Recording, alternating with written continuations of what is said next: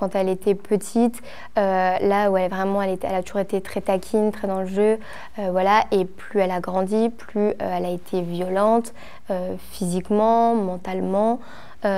Physiquement, c'est-à-dire elle allait tirer les cheveux, elle allait jeter des verres, jeter voilà, tout ça.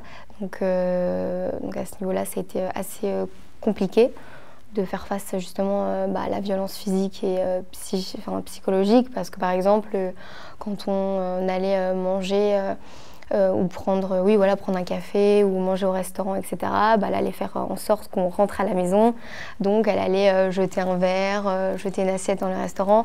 Donc forcément, petit à petit, on rentre à la maison et on sort justement de moins en moins. Donc c'est vrai que ça, c'était plus pendant l'adolescence, où vraiment pendant l'adolescence, elle a été très violente donc physiquement, où elle allait se faire même du mal à elle-même, se taper la tête. Et aussi du coup mentalement, parce que tu t'isoles un petit peu de la société, de ton entourage.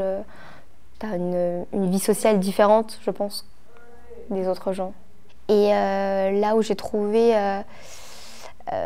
que ça a été plus difficile, c'est plus pendant l'adolescence de Flavie, où justement là elle était violente physiquement. Par exemple avec mon petit frère, où lui a 7 ans d'écart, là ça a été plus difficile justement de voir cette violence contre elle-même et dans le foyer, où je trouve que c'était plus difficile.